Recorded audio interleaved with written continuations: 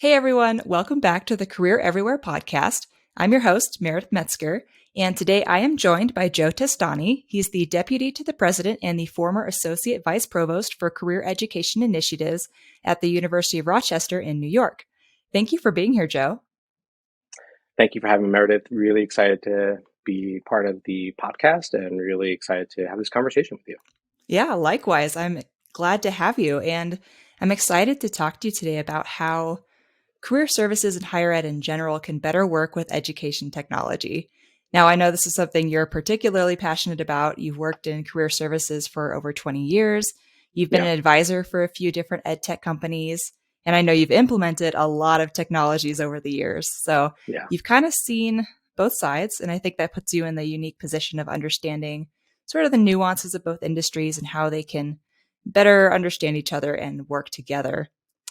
for sure. Plus, yeah. Plus, I would love to pick your brain a bit on how you evaluate edtech, kind of how you hmm get that buy-in to make those purchases, how you manage your edtech stack, and then how you make sure you're getting the most out of each tool.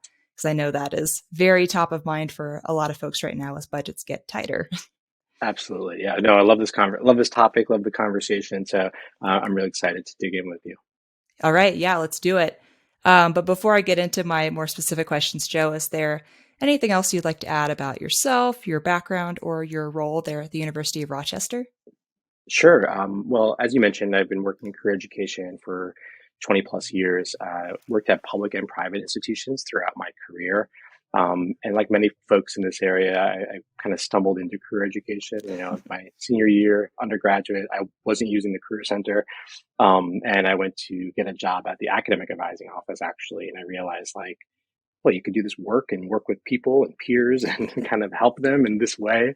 Um, so I was a sociology history major. And so I was looking to like work with people in some way, shape, or form, but didn't understand that until I had that internship. And it really kind of changed the trajectory of my career and my experiences afterwards. And I went on to just have just a really diverse set of experiences at different types of institutions, which I think really shaped, I think, how I looked at education, looked at my own experiences, but also the universities I worked at. So about 8 years ago, I got to the University of Rochester. I was charged with um, rethinking and helping the institution think about their career education for undergraduates here at the university. And it was a fantastic ride. I had an amazing team that we assembled here to do some really great work and really build out our ecosystem. And about a year ago, I was looking for a different challenge, looking to scale out and how do I make a bigger impact? And I joined the president's office as deputy to the president. It was a loose job description, I have to tell you. It was like, Yeah, I'm curious what that entails. strategic initiatives. And so I kind of had a hand in helping to craft a little bit. So I was good with the ambiguity. But I was really brought on to think about long-term strategic projects for the president as we're kind of coming out of the pandemic or coming to this next phase of the pandemic. Everything was very much dealing with immediate issues and fires and challenges. And I think the president wanted to look a little further out, like how do we start to build some things and think about the long-term benefits and sustainability of the institution. And so the project that landed on my lap, this is what I work on pretty much daily now, is the strategic plan for the institution and drafting that. And we're about to launch our Boundless Possibility 2030 strategic plan this summer, which I'm really excited about. And I've been managing and project managing and leading a lot of the coordination efforts from across the institution to put together our goals, objectives, our dashboard for tracking our progress. And it's been a lot of fun so far and a great way to engage in the university in a very different way. Yeah, I bet. And how cool to be so like high level and have a hand in creating that overall strategy. And Yeah, it's been, sorry, I'm go ahead. guessing career readiness maybe plays a role Oh in hell! Oh that yeah, strategic absolutely. plan. Yeah, I was very blunt with the president and with other senior leaders. I said, listen, I'm biased, but I think if you look at the landscape of higher education right now, what institution is not thinking about career? What institution is not thinking about the ROI for families and for students? What institution is not thinking about diversity, equity, inclusion, and the intersection it plays with social mobility? So luckily, it wasn't a very hard sell to really prioritize that. And so one of our goals focuses on reimagining student success and the educational experience of undergrads and grad students. And a number of our key objectives focus on experiential learning, focus on competency development, future of work.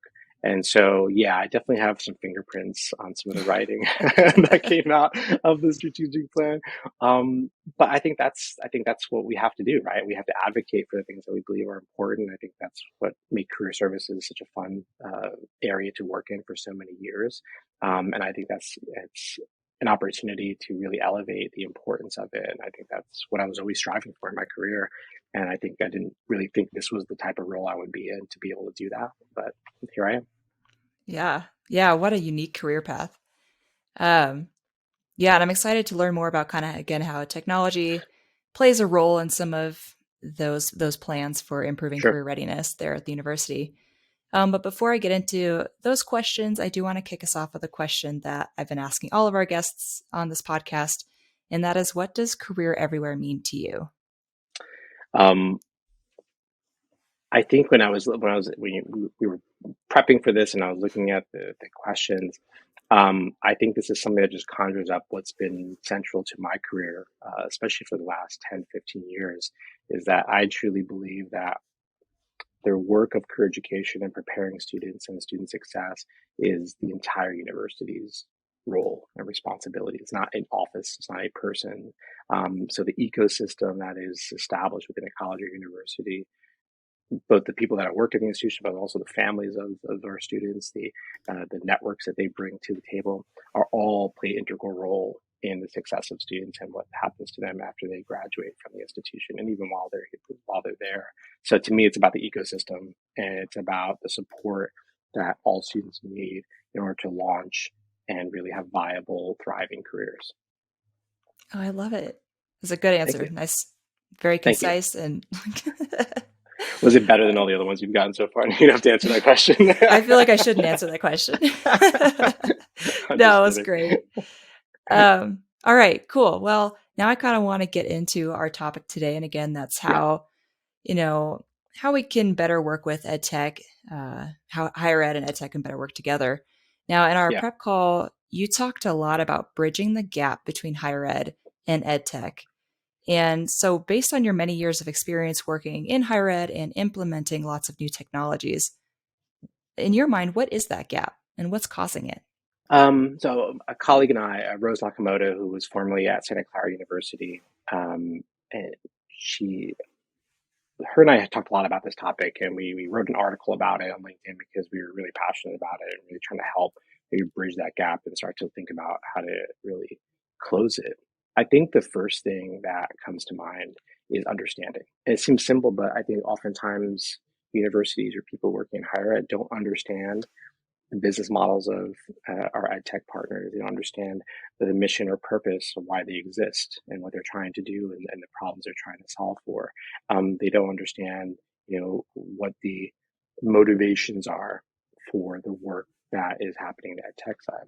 On the ed tech side, I think oftentimes there's a lack of understanding of how higher ed works. Full stop, right? Hmm. How we make decisions, how we evaluate opportunities or decisions, how we evaluate products and software. And so I think it's important as a first step is trying to see how do we really elevate that understanding as both as individuals, but also as a collectively as a community. How do we create a little more shared understanding?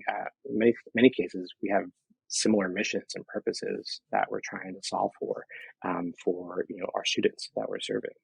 I think there's a second thing is authenticity and trust. Sometimes there's an inherent lack of trust of anybody external to the institution.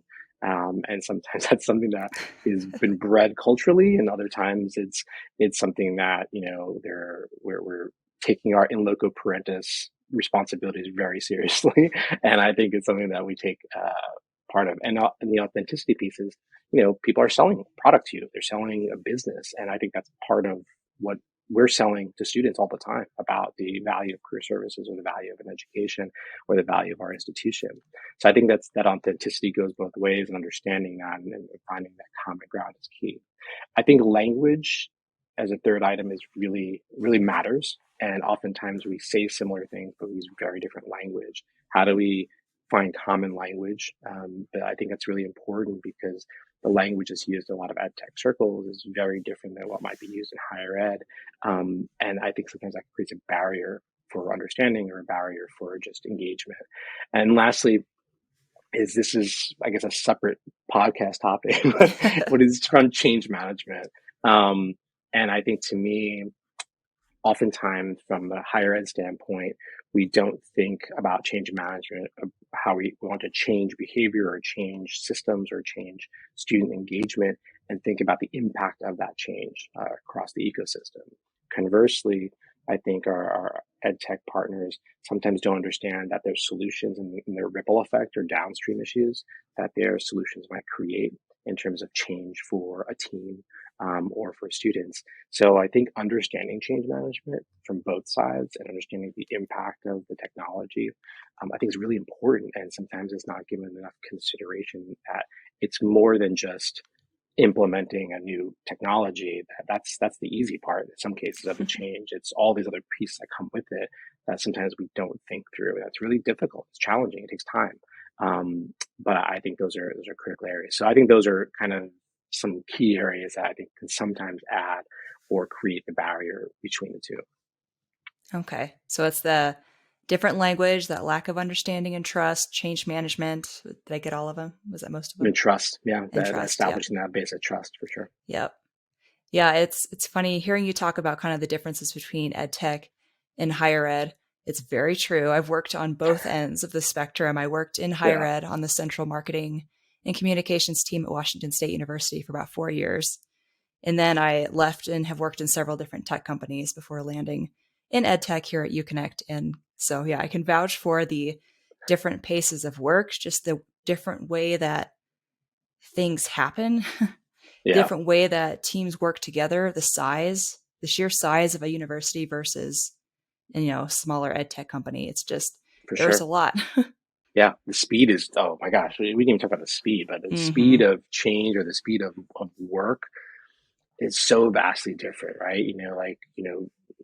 A lot of folks in ed tech, they're working on quarters and they're trying to make progress quarter to quarter, and that's unheard of in higher ed. Like, we'll figure out next academic year, right? And talking to folks who are like, wait, you're going to wait a whole year to implement something new if you know that there's a problem? And in many cases, because I think that there's a cycle and there's a life cycle of the academic year and the students and the teams. That's challenging. That's a really challenge I know for folks trying to work with higher education. But it's also a challenge for, like, I have always had a challenge with that, just leading teams over the years about that pace of change. And we had to build those muscles in the teams that I've had to be more comfortable doing it faster and having a bias to action. That took time to develop that culturally within the teams that I've been part of. I feel like I'm going to have you back on the podcast to talk about that. I love that topic. That is a fascinating topic for sure. And you can bring some of my old team members on as well. I'm sure they have their opinions about how well we did that. There you go. It'll be the Joe Testani episode 2.0. Oh my God, that'd be amazing.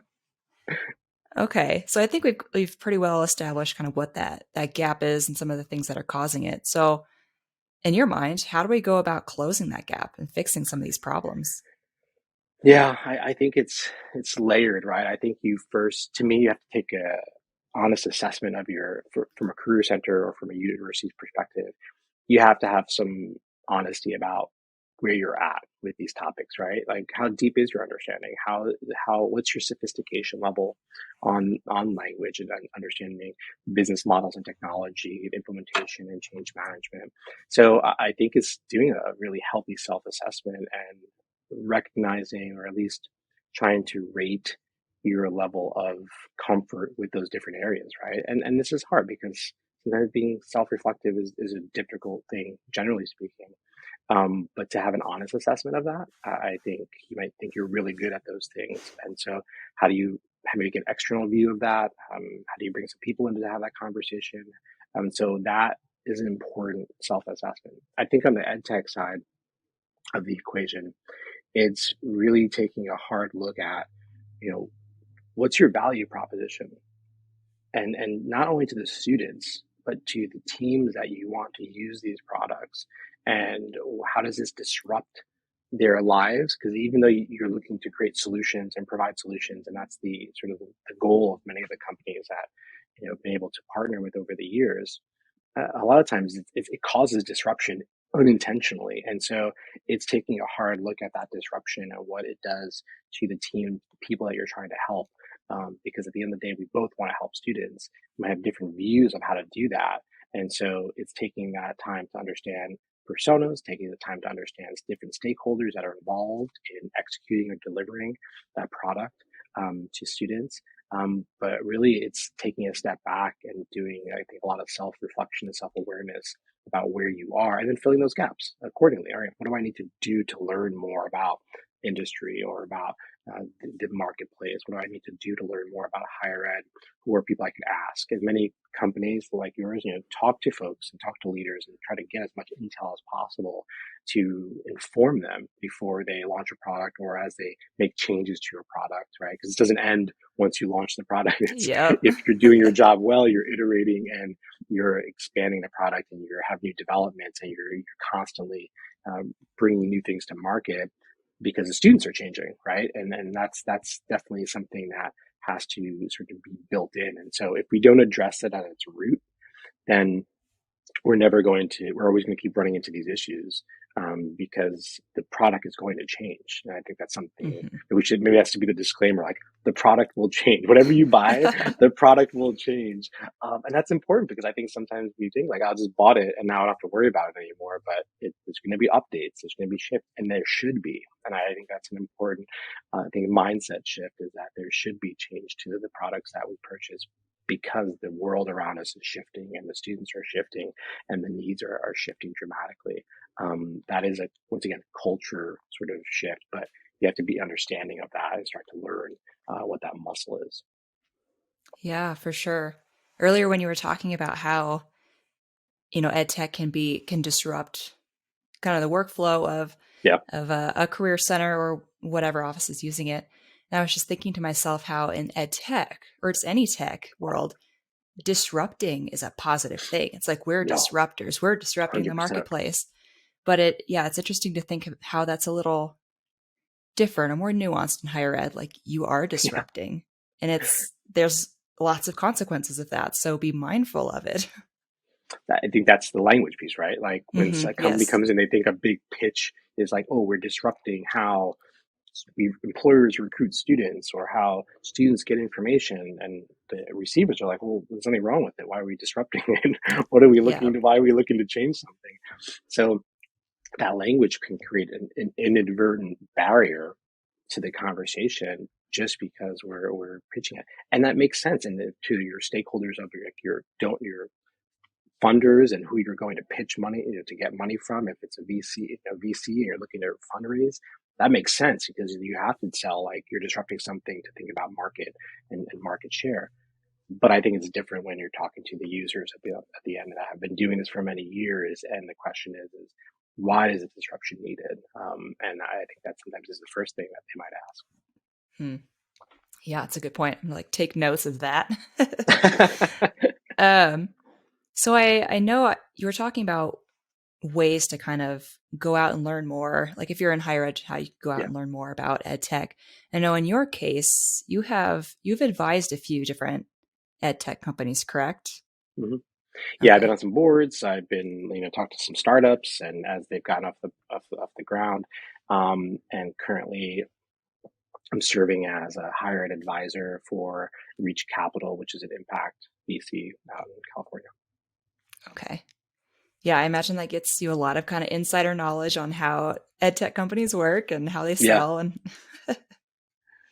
it's been okay. really interesting to learn. I think that's one of the things that someone working in education, you're constantly have the opportunity to learn new things, and so that's been, I think, one of my growth spaces of learning, understanding that because listen, we're all technology companies at the end of the day. In this day Mhm. and age, we offer an education service. We're University of Rochester, we're a private university, we're a residential campus, so a lot of in person. But all our students are digital natives. They come in here with a tech stack on their phone that is mind blowing in terms of what they do and what they use technology for. So we have to think about how technology is integrated in all the work that we do, whether it's more back-end systems, like Outlook and Excel and Word and things like that, or if it's more service delivery that we're providing something directly to them through a technology partner. So it's to me it doesn't it's almost wasted energy to resist like technology's role in what we do, because it's already part of it, whether you think it or not. The real question is what aspect of the work that we do, in let's say in career services, do we want to allow technology to help us do, and which are the pieces that we want to retain that are inherently human, right? That are the pieces that we think that people need to deliver and engage in. And I think that's a conversation that we're going to have more and more over the next few years, because the technology is advancing faster and faster. But that, I think, is inherently that we have to have that conversation, because it's upon us, and saying that technology doesn't impact advising or shouldn't be part of advising it doesn't make sense to me, because it's already there and it's influencing our students more than I think we realize sometimes. Hmm. Yeah, for sure. I was even just thinking about schools that use the UConnect platform, for example. Like I hear from a lot of people that they're pulling up the platform in an advising appointment. Like it's not like the platform's Yeah, doing the advising for them, but it is exactly. a Yeah, complementary yeah, resource. yeah. It enhances the experience the students can have with their advisor, right? And that's I think a great example of it being complementary and elevating the advising you can do for students, because then they can do that on their own, but also it changes the conversation potentially of what an advisor might have with their student. And there's a lot of things that can do that. So the question is, which parts of the work that we're doing do we want to use technology to enhance or elevate the in-person or the human part of the work that we do? Okay, I do want to come back to that here in a second. Sure, Um, absolutely. I I think we've talked a little bit about kind of the why it's so important to bridge this gap between higher ed and ed tech, but is there anything else you would like to add on that importance, on why tech is so critical to the future of higher ed?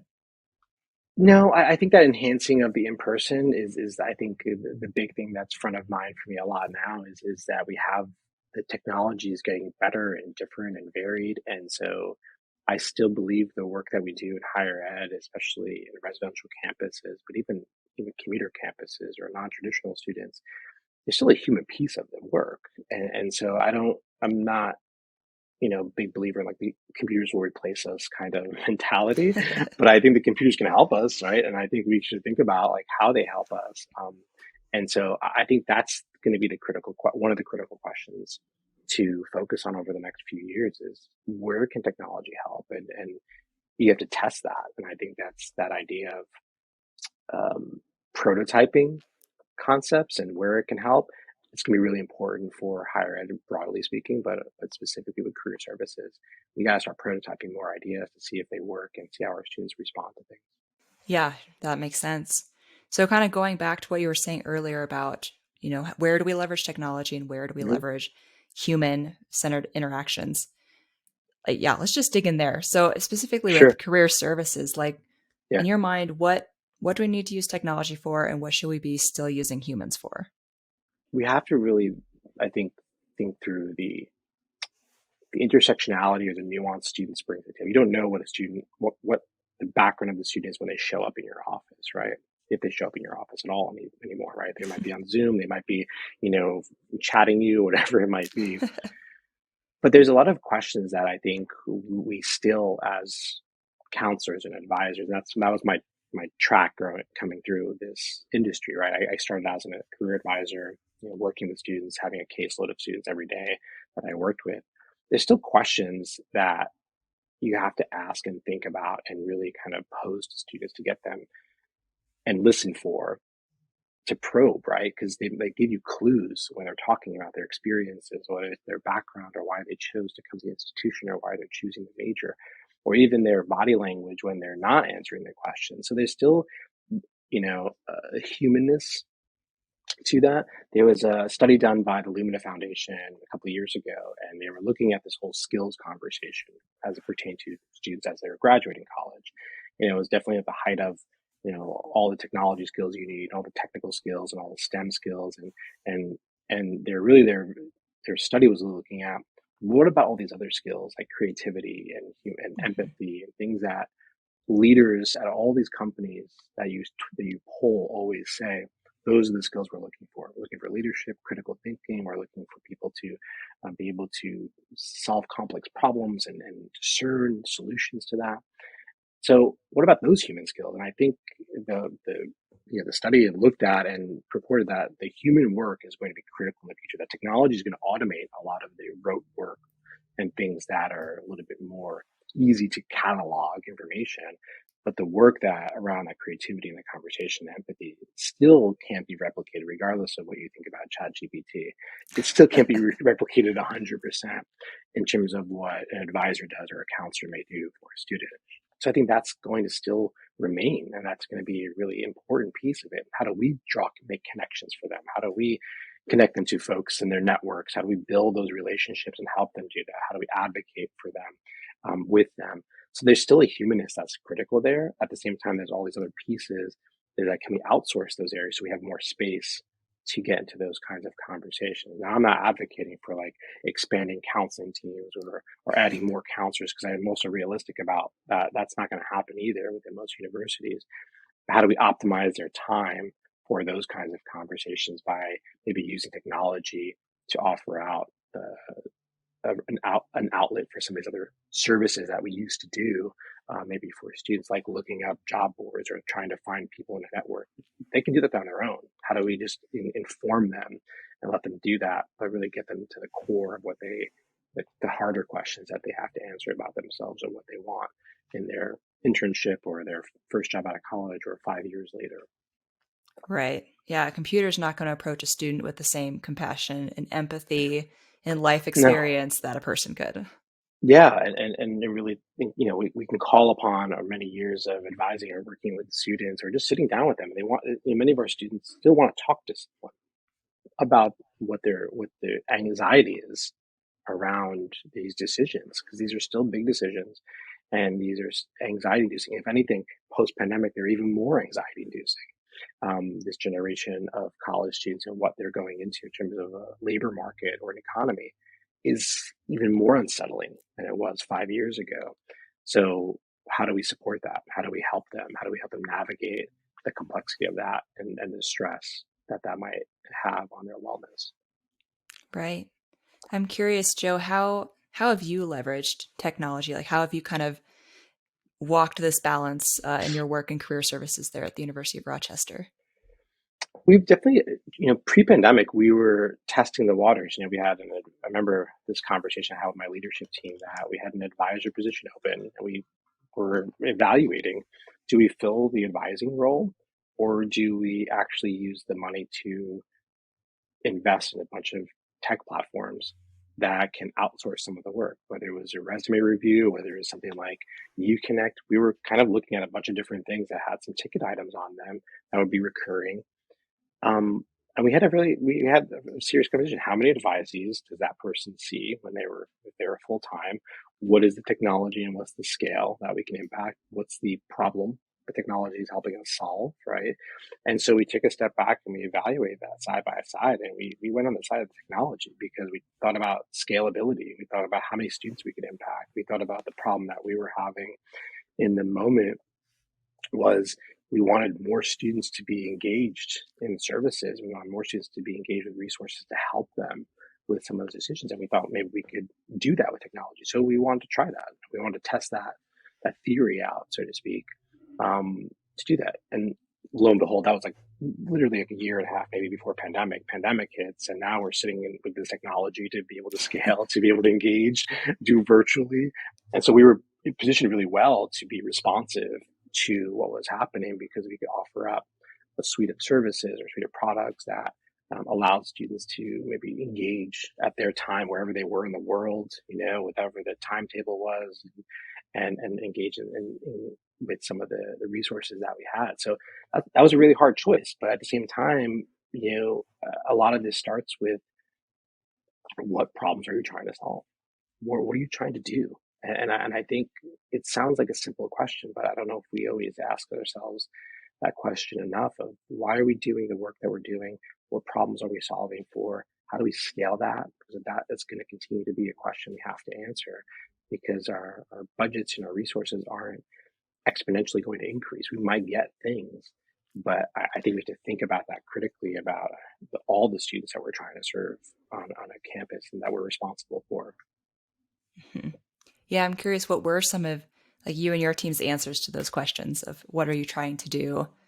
I think for us, we wanted to really think about what were the things that students still needed, but were time consuming for us.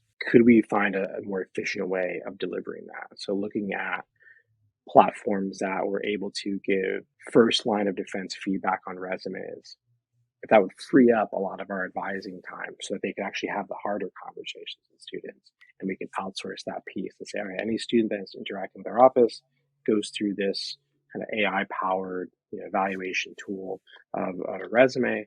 And that gives a good first pass or second pass of some of that feedback that we would normally give, but you can scale that out much broader to a lot more students. And then that makes the conversation with the advisor richer. That was the thesis that we were kind of operating on. We have to see more students. We have to think about the time students need this resources because we found shockingly the students were waiting for the last minute to engage when they needed something and there was an application deadline and things like Yep. that. That's a real thing, right? And if there's a 3-week wait to see somebody, talk to somebody, that's not going to cut it, right? And so we had to think about it from the student's user experience when, and as much as we wanted them earlier to prep and do all these things, that's also not always realistic. So looking at that persona, looking at that resource, looking at the work of the advisors, was their job to give, specific grammar technical feedback on resumes? To a degree. Can that be done more efficiently another way? Now it can, right? And so like that's something new that we couldn't do maybe 5 years ago. So it prompted us to let's explore that. Let's just try that out. Let's see how we can expand some of our impact, and that if that frees us up to be with more students and do more engagements and have richer kind of programming or conversations, then that's worth it. In terms of, in my mind, it was worth it to think of it that way. Okay. That kind of reminds me of something Tony Rohrer from UC San Diego said in a recent or an earlier podcast episode where she was talking about, she's like, there's so many ways to do large scale programming or offer resources so that the one-on-one appointments you do still have are more high value. It's like a Yes. better use for the student's time, better use for the advisor's time. Yeah. And I think what we sometimes forget is that that's what students are experiencing and a lot of other things they do in their lives, right? They don't wait online for Starbucks, right? They order it ahead of time, and then they show up and they Yeah. grab their Starbucks and they leave. I know I'm not comparing like advising careers to Starbucks, but I think the reality is I think students are looking there. I think they're almost wired and trained to find efficiencies. If I could do something ahead of time to prepare Mhm. better for what I'm walking into, they'll do it, right? And so I think that's where I think is that getting in the heads of our students and the experiences they want. And this is where institution may look very different, right? The types of students that come to Rochester might be very different than the types of students that went to Binghamton University where I did my undergraduate. So they might look very different. So we have to think about the experience that we provide them slightly different. And so this is where it becomes a little more localized. We can maybe have general ideas, but then what's the local experience that we want for our institutions? And I think that starts to be where things might shift a little bit, depending on the type of institution, the types of students that you're trying to serve. Right. Yeah, that makes sense. I'm curious, Joe, what does your tech stack look like?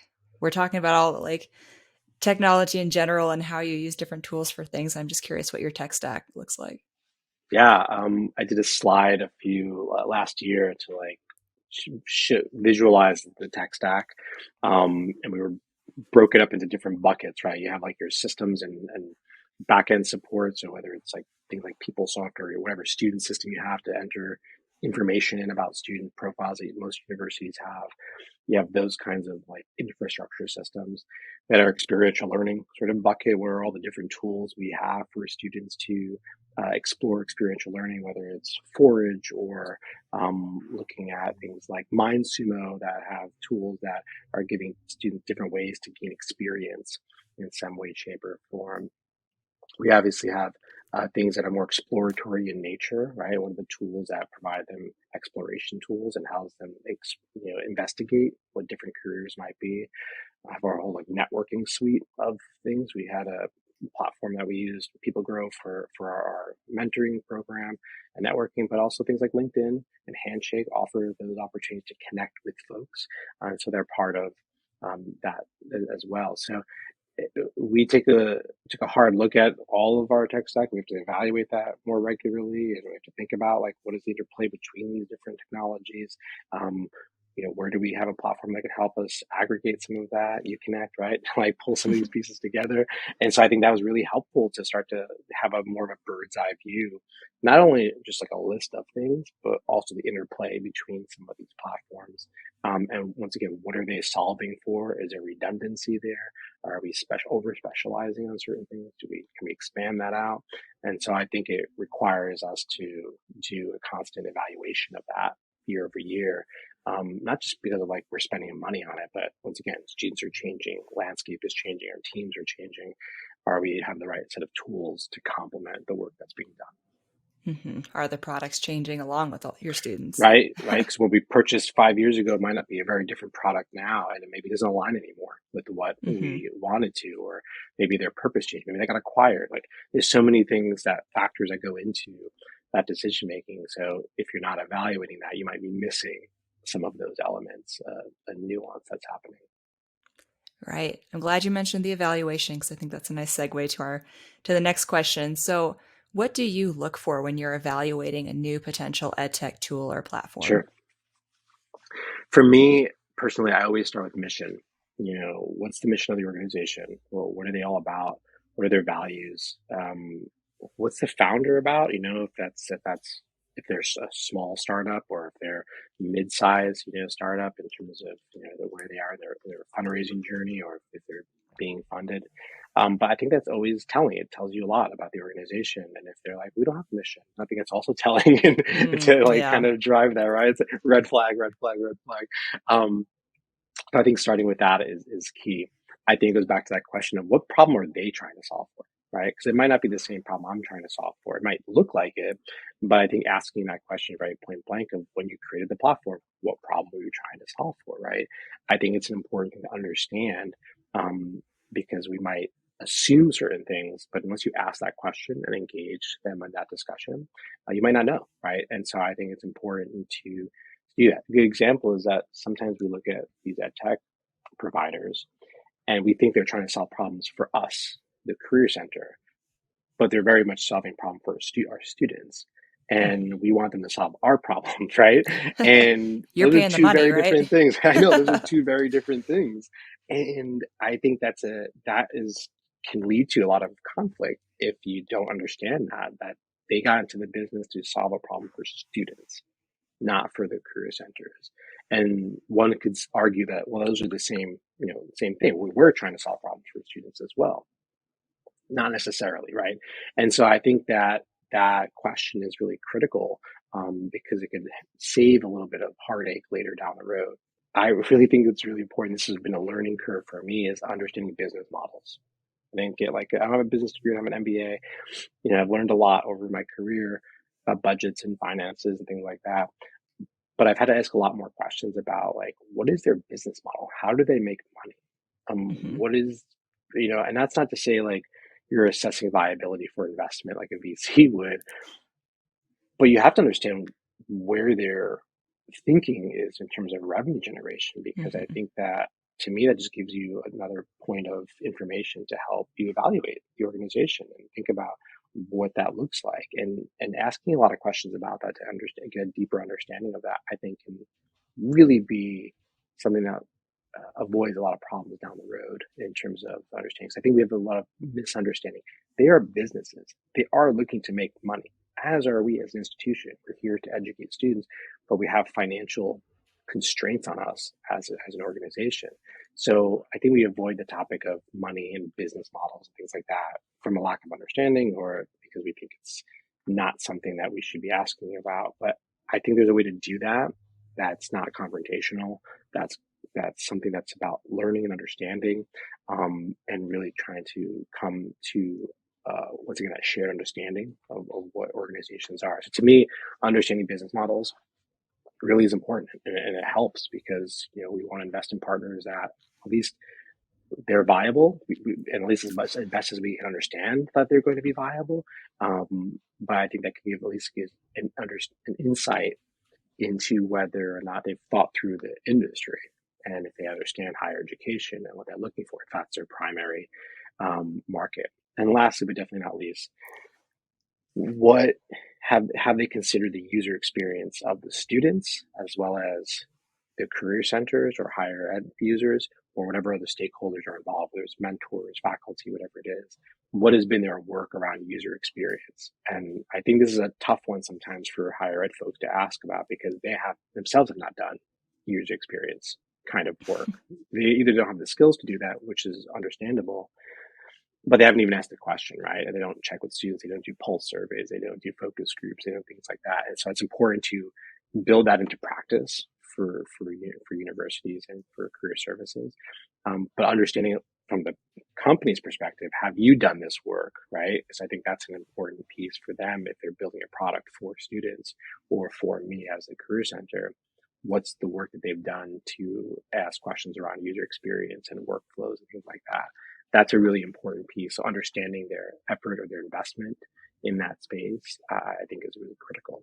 So those are some of the things like in terms of evaluating the tools or talking to founders or talking to salespeople. Like I want to know those questions. I want to understand those elements of it to better understand, how they're approaching me as a client.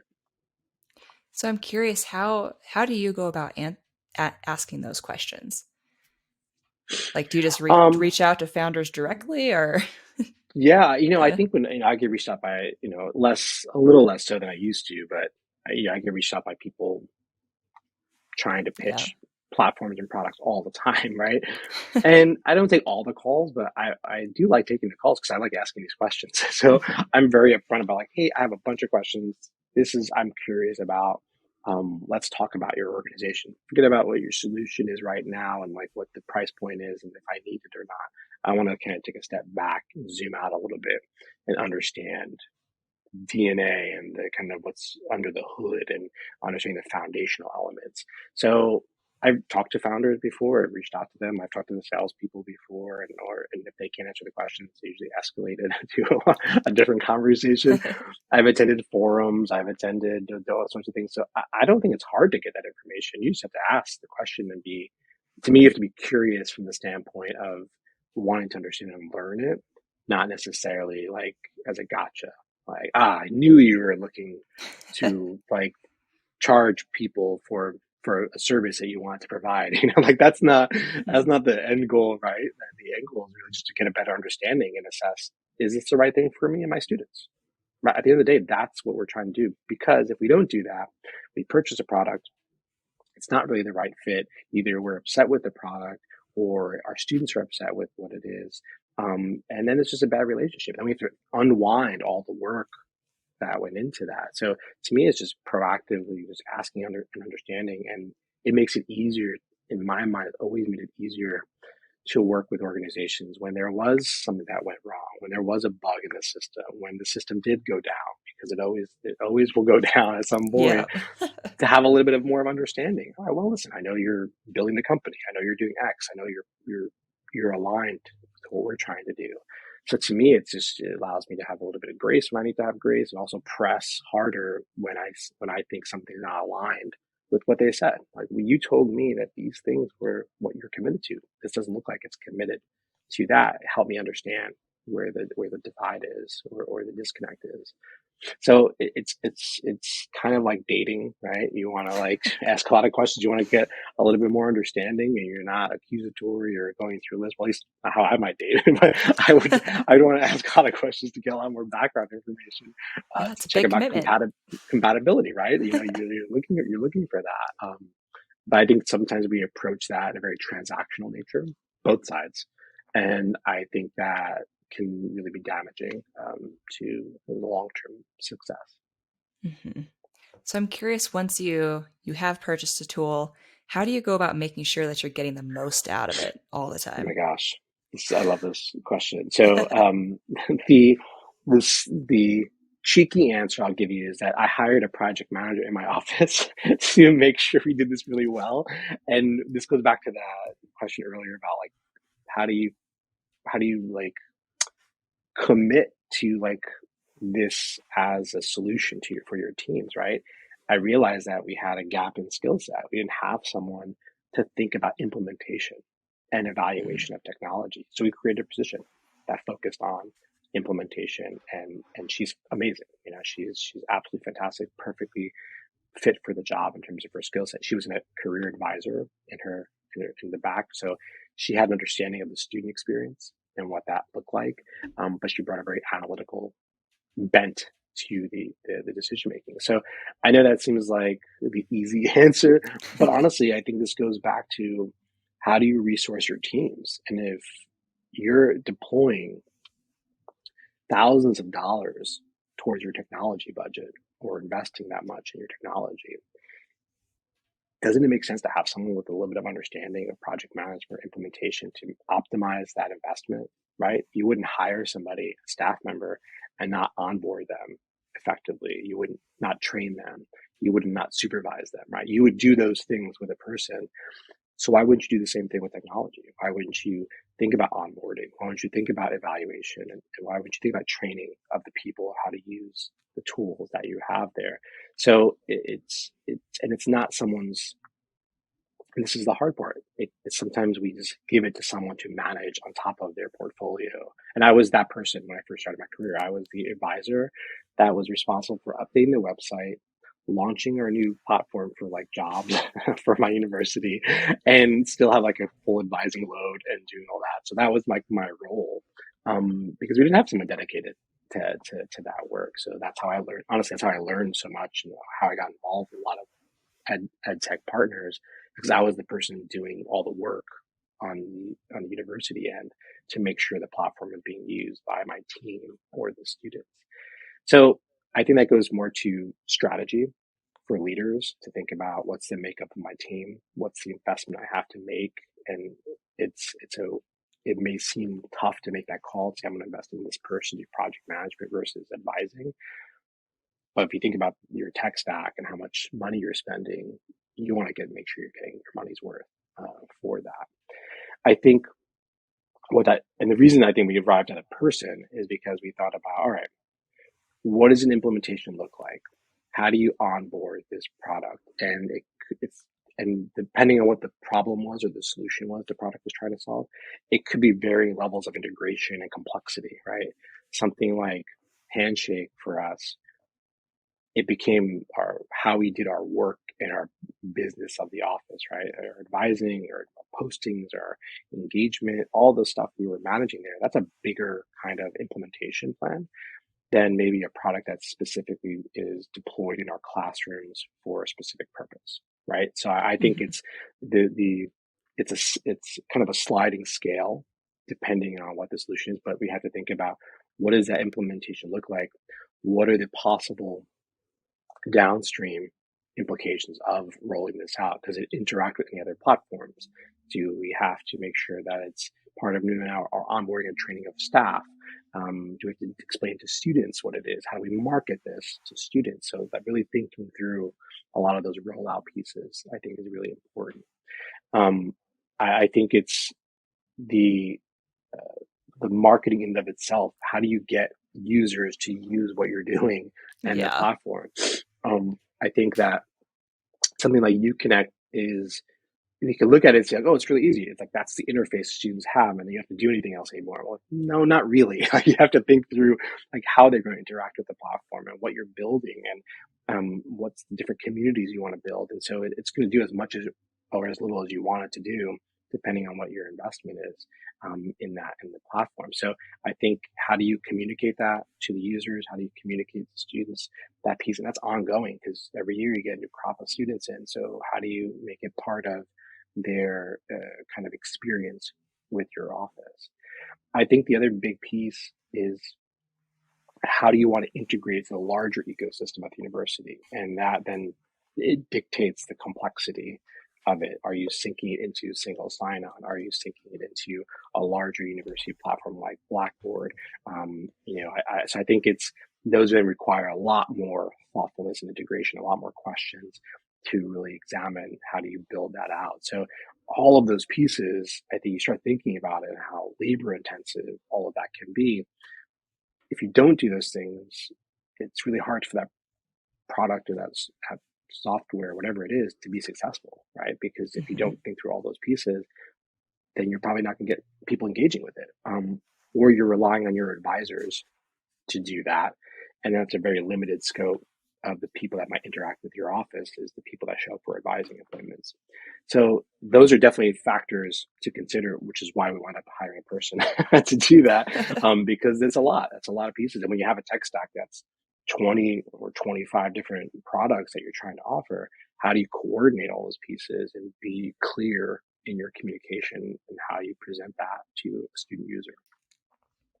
Wow. Yeah, that is quite the investment. But I mean, it makes sense. If you're going to invest I tens of think so. thousands or however much you're investing in a tech stack, like, Yeah, yeah, I think so. you're already so far, like, so deep in, you may as well just have a point person who can answer any questions about it from other departments, from higher ups, someone who's an It, expert. it's so much, right? And so what we distribute it often, right? We'll do this person will do the marketing, this person will do the integration, this person will do the onboarding, and it works. People figure out how to make it work. But I think it's if we're going to continue to invest more and more in technology, we got to start thinking about having a skill set within our units to help manage that, and that's a different kind of investment. But I think once again, I think necessary as we move forward. Yeah, seems like a smart investment to me. So once you've done this evaluation process and you've decided you want to buy a new piece of technology, how do you go about getting buy-in to invest in that? Because I know sometimes there can be pushback or it can be a struggle to find the money Yeah. to get people to agree to it. So I'm curious how you work through that. This is a tough one. I think this is so variable depending on the type of institution that it is, because I've worked at like public and private and for-profit and nonprofit institutions, and it's so different in terms of the power structure, the decision-making structures, so I think it's important. Just like, what's your landscape? How are decisions made? Who holds the keys to these kinds of decisions? What are the protocols you have to go through to get a decision made? I think those are really important. Obviously, ideally, you would try to achieve as much independence from those structures as possible. And that's the ideal state. And that's easier in some cases than others, depending on where the office is positioned. But to me, this is all about relationship management, building relationships with the people that are going to be critical in this decision making. So for us, we want our IT partners to understand what it is we do and the work we're doing and how technology is a part of that and the data that we collect and share with the university. We want them to understand that. The deeper their understanding is, the easier it is to deploy products and get things through IT, because they have an understanding like, oh, right, this is what the Career Center does. This is what their goals are. This is the kind of data that they have. This is how secure they're protecting their data. Oh, wow, they have a person that's responsible for managing their technology, right? Like, these are the kinds Mhm. of things from an IT perspective. Once again, they're looking at it from the standpoint of security, stability, support. Like, what is our impact on us as an IT department? I think it's important to start thinking about, like, how do you build those relationships? How do you understand their work so that you can then decide how they'll understand your work? So to me, the investment in relationships is key. I start with IT because in many cases, all the things we do have to go through them at some point or another, right? Like, as a security measure within the university, that's going to happen. So I think they're a key piece of this puzzle in this discussion. I think the financial piece is, I've seen schools, get sponsorship for different platforms. I've seen them write grants for different platforms. So, the career services folks are creative, if nothing else, in trying to get money to do different things. So to me, like that's almost like Yeah. the easiest part of this whole equation is like, how do I creatively get the money? I think the harder part is really thinking about budgets year to year. How much are you allocating to technology? How much you allocate to the support of technology? That I think is a harder decision, right? Because I think that then goes to staffing, that goes to what you have resources for, that goes to the challenges inherent in our budgets and our understaffed nature of our offices oftentimes to deliver the things that we're asked to deliver. And that becomes harder. And you have to make hard choices sometimes. It might be that you are committing a portion of your operating budget to technology like we did. We decided, we're gonna have to say like we're gonna spend this much money on our budget, and that just makes sense because this is the students that we can reach with that technology. And so there's a variety of ways I think that career services folks will find money to pay for these things. I think the approval, I think if you're doing your job well, and this goes more to the broader storytelling of career services, I think that just greases the wheel for approvals from all these units, because if they understand that career education is elevated, do people understand the work you're doing, the impact? Are you able to show data and outcomes for the work? So this is a much broader conversation. It helps to mitigate resistance when it comes to like, we have to spend $10,000 on a platform, right? Which in the grand scheme of things is not a lot of money when we think about the university budget, IT budgets, Yeah. all these other things. But for us in our office, $10,000 could be a lot. It could be a big portion. I think it was almost that amount that I had when I had my first director job. That was my operating budget. It was like $10,000. That was the whole So operating budget? yeah, I had and I just served Whew. 27,000 students with it, and I was like, here's 27,000 students. Here's $10,000. Good luck, and I'll see what you can do with this money. But you make it work, right? You try to figure out the ways you can do that and around that. So I think the money becomes easier to ask for and advocate for if your overall value of your office is being felt and you're doing an effective job at building relationships and telling the story of the work that you're doing and the value that technology can do to enhance that work or scale that work, or impact the outcomes that you're trying to achieve for your office. So to me, this is about vigor storytelling, and that I think helps to mitigate some of those resistance pieces. Right. So it's not only about getting buy-in in real time, it's building the relationships way 100%. in advance. So, Yeah. yeah. So at And I least they think this have goes like a to, baseline understanding of what you do.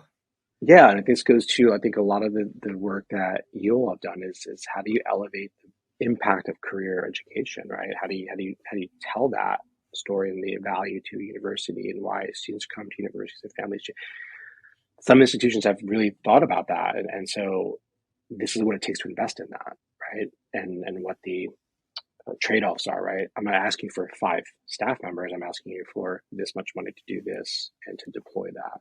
And so I think I've used every trick in the book over my career to get people to fund stuff. I've had endowed money, I've had revenue dollars, I've asked people to pay for it outright and made them, the sponsor for it, for them to cover it. I've moved money from salary lines. I've used salary savings. Geez, I think I've tried everything in the book to pay for things. But that's what you do. You kind of just make it work. But it all comes back to like, is it a priority or not?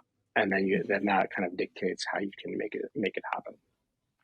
Yeah, that reminds me of something Brianna Randall from the University of Washington said in a recent webinar. She was talking about how she funded her UConnect platform through the student technology fee. Hmm. So like Hmm. every year students are charged a small fee to go Yep. towards this like tech pot of money. Yeah. I tried that once. I got denied, but I tried for sure. Oh, dang. I was like totally gunning for that money. I was like, ooh, I can charge $1 every student and I can get how much money? So I was like, but you have to learn how money flows at the university. So Hmm. this is about your understanding how the university works and how well versed are you in the systems of the institution and how decisions are made with power brokers and money. The more you understand that, it unlocks a lot of different ideas. Like, I'm sure she found, oh, there's a student fee. How do I position that? Who controls that decision? Oh, the SA, the Student Association controls that decision. Well, if I just sell the students on this idea as being a value, guess what? They're going to vote on this and decide to allocate money towards career education, right? Like Yep. you have to understand how that works in order to really kind of position that well for students. I feel like career services leaders are some of the best entrepreneurs out there. Yeah, we have to. I think we're forced to be, Yeah. right? And I think we get exposure to like real entrepreneurs like out in the world. And I think and that's the fun part about the ed tech space to me is that we have exposure and we're working with these folks that this is what they're doing, right? And so we can learn a lot from how we take some of those business ideas and applications and we apply them to our own work, right? So I think there's a rich knowledge there that can be shared about how we approach the work internal to our organizations that we can learn from folks. I know that I've learned some great things about user experience and personas and doing that analysis to better understand how we can work with our students. Well, if you ever want to chat marketing strategy, just let me know. Always happy to chat with you, Meredith. uh, um, is there kind of on the money side of things, is there any Yeah. other advice that you would give to career services leaders who see the benefit of tech? They understand its ability to help scale, make a better use of staff's time, but maybe they're super limited with budget, like you Yeah. were when you had $10,000 in your whole operating budget. Yeah, I think this is going to be an ongoing issue. It's not going away for higher ed. I think for me, try to always negotiate for line item budget. I think we always default to negotiating or opting for staffing, and I think we don't oftentimes build in some operating, whether it's generic operating or targeted operating money. And universities are making, and I get more of a bird's eye view of this in my current job than I did in my last job, right? How are we making decisions at a very macro level about finances? Well, looking at impact. If we give this much money to this unit, what's the impact of that dollar? How can we demonstrate the impact of that dollar? So to me, technology offers you an opportunity to talk about impact and scale in ways that sometimes staffing can't, right? So I think whenever you can squeeze in a line item or negotiation for operating or technology support, I think you should try. I think you always add that in. So staffing and $10,000 for X, right, to scale the work of that person that I'm hiring. I think that's just an important practice. If people don't do that, I like to get into the habit of, because to me this goes back to like how do financial decisions get made at your institution? What's the power dynamic and the jockeying? Do you have to ask for one of my jobs, the $10,000 job? I used to ask. They didn't give me parameters. They're like, give us your budget for the next 3 years. I was like, okay. And I was like, is there any parameters, any limits? Like, no, whatever you want. So I put in a budget of like $400,000 over a 3-year period. They're like, this is crazy. What are you thinking? I was like, you told me there was no parameters to what I Yeah, could ask for. just So it gotta became a shoot for the negotiation stars. of like, what do you need? I was like, well, if I baseline, I need 2 more people and I need this line for technology to do X, Y, Z, right?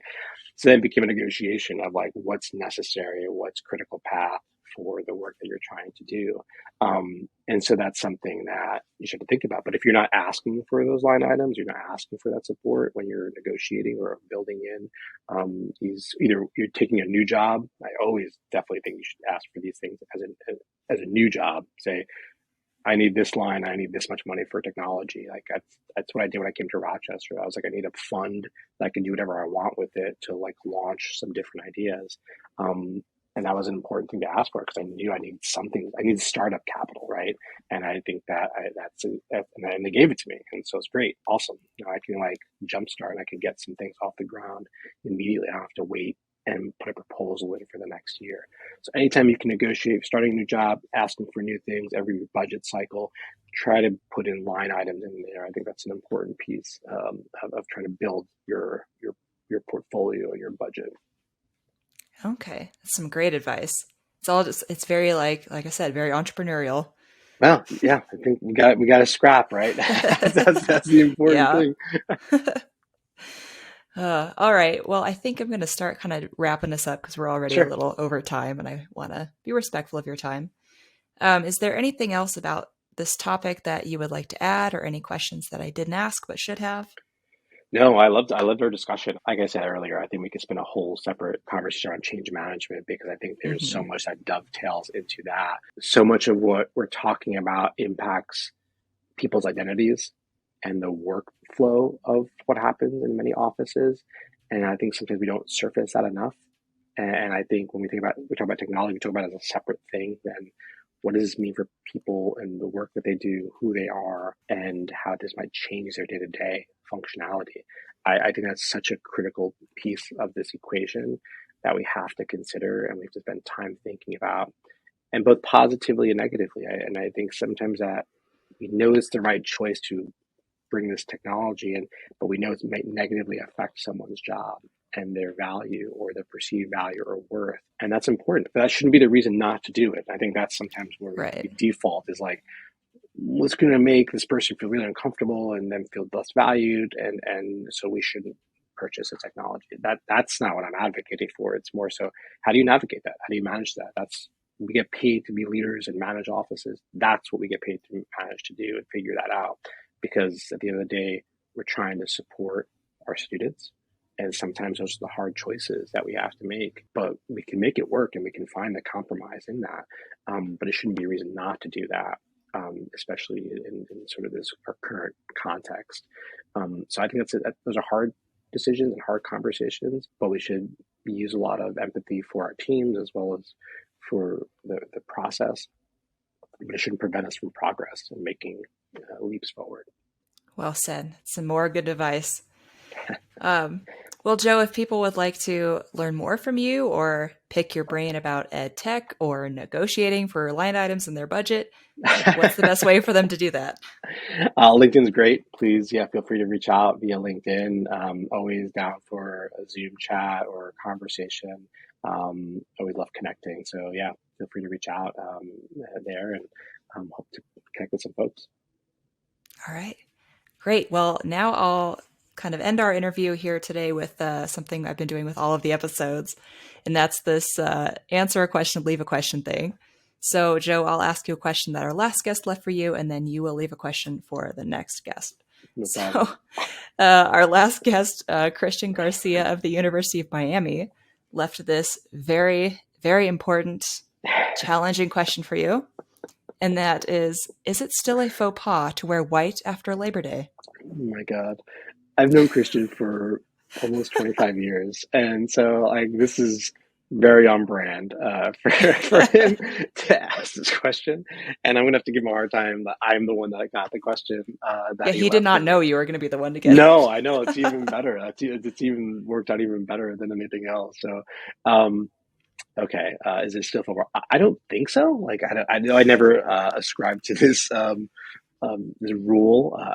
I don't really wear white generally speaking, but I definitely, um, I don't know I think it depends where you live in the country or the world. I think that might dictate some of that, but I don't think it's as faux pas as it used to be. That'll be my answer to that question.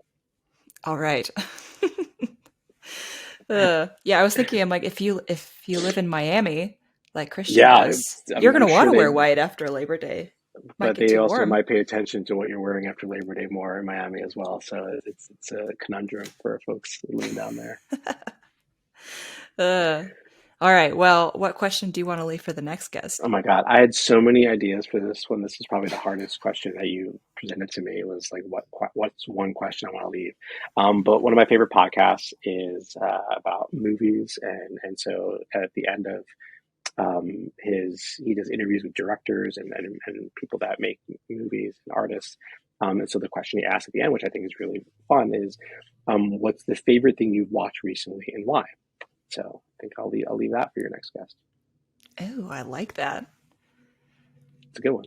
Trying to think what my answer to that would be. I was But what just is your answer to rewatching that? Ted Lasso Oh, okay. yesterday Have you for like started the the new third season? time. Yeah, I watched the first episode the other day. Same. Me too. I'm No excited. It spoilers. sets up so many things. So many things. Uh, All right. Well, Joe, thank you so much for joining me on the podcast today. It was a My pleasure pleasure. talking with you and learned a ton, and I think our audience will too. So thank you again for lending your time. No problem. My pleasure and great conversation with you today, Meredith.